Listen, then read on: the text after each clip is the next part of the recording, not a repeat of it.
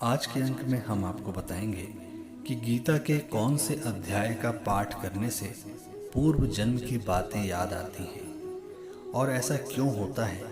ये सब कुछ जानेंगे आप हमारे आज के अंक में। हमारे शास्त्रों में गीता की महिमा का वर्णन किया गया है। शास्त्र कहते हैं कि गीता में मनुष्य के जीवन का सार निहित है। महाभारत के युद्ध में श्री कृष्ण ने पांडव पुत्र अर्जुन को कुछ उपदेश दिए थे, जिनका पालन करते हुए पांडवों को युद्ध में विजय प्राप्त हुई थी। यही उपदेश गीता में निहित है। पुनर्जन्म से आशय आत्माओं की पुनर्स्थापना से होता है। गीता के पहले अध्याय के पाठ में पुनर्जन्म से जुड़ी कई दिलचस्प बातों का उल्लेख किया गया है। ऐसी मान्यता है कि पहले अध्याय के अध्ययन से पिछले जन्म से जुड़ी बातें याद आ जाती हैं। हमारे पुराने कर्मों का जीवन चक्र से गहरा संबंध होता है। हमें कई ऐसे उदाहरण मिले हैं जहां लोगों ने अपने पूर्व जन्म के बारे में बताया है, मगर अधिकांश लोग मृत्यु के बाद जब नई योनि में प्रवेश करते हैं तो वे अपने पुराने जन्म के बारे में भूल जाते हैं। एक बार की बात है, जब भगवान विष्णु से माता लक्ष्मी ने प्रश्न किया, भगवान, आप संपूर्ण जगत का पालन करते हुए भी अपने ऐश्वर्य के प्रति उदासीन से होकर इस क्षीर सागर में निद्रा में लीन रहते हैं, इसका क्या कारण है? तब भगवान विष्णु ने माता लक्ष्मी को बताया कि वे निद्रा में लीन नहीं रहते, बल्कि तत्व का अनुसरण करने वाली अंतर्दृष्टि के द्वारा अपने ही माहेश्वर तेज से साक्षात्कार करते हैं। श्री भगवान बोले, प्रिय, आत्मा का स्वरूप द्वैत और अद्वैत से पृथक, भाव और अभाव से मुक्त तथा आदि और अंत से रहित होता है।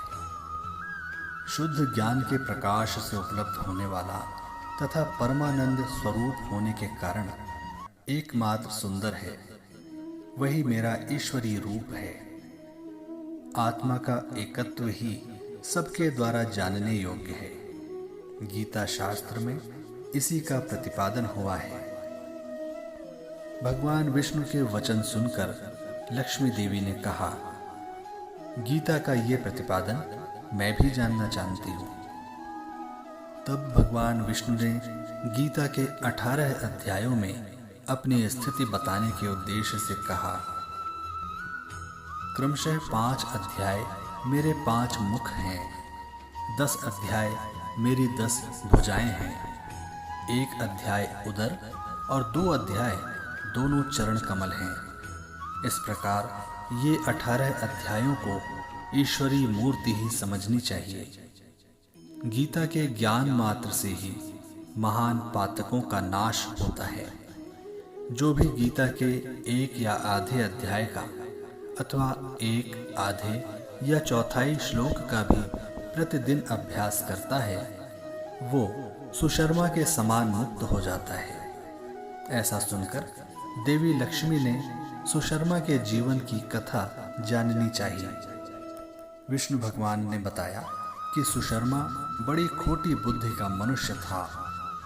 वो न ध्यान करता था, न जप और न ही अतिथियों का सत्कार। वो हल जोतता और पत्ते बेचकर अपनी जीविका चलाता था। वो मदिरा और मांस का सेवन भी करता था।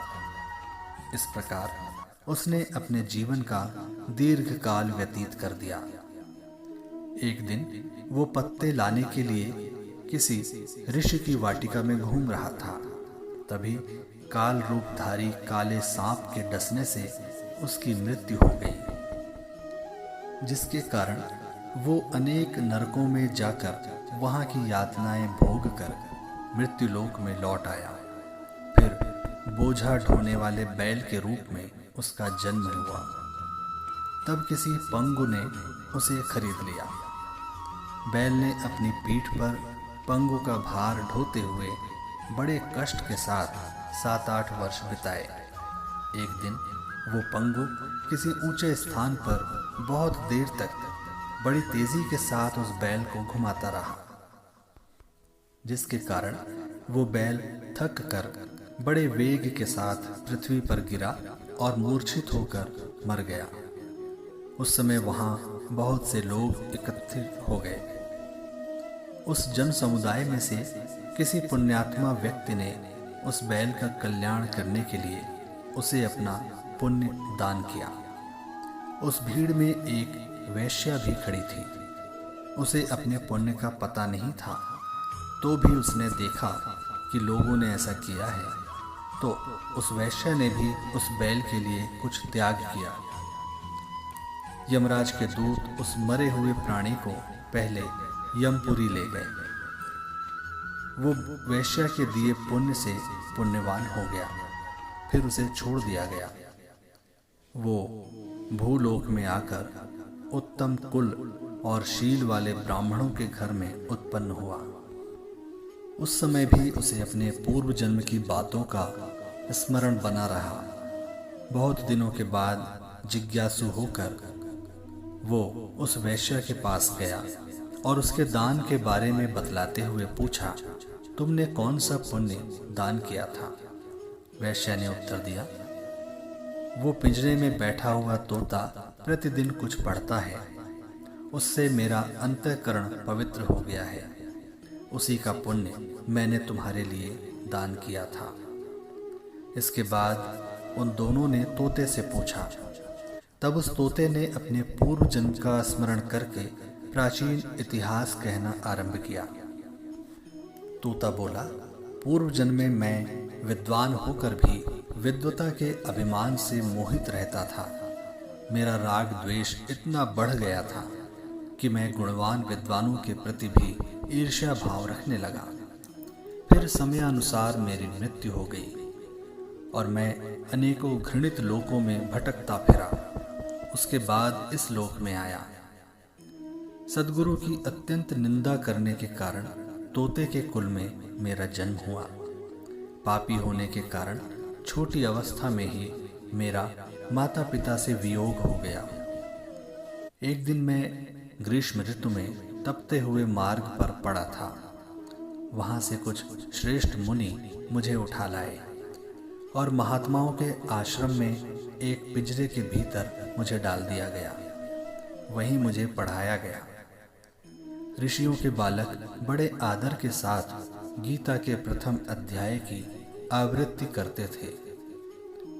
उन्हीं से सुनकर मैं भी बारंबार पाठ करने लगा।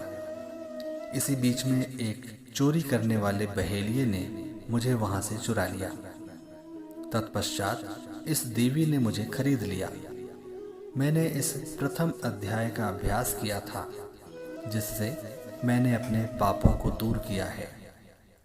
फिर उसी से इस वैश्या का भी अंतःकरण शुद्ध हुआ है और उसी के पुण्य से आप भी पाप मुक्त हुए हैं।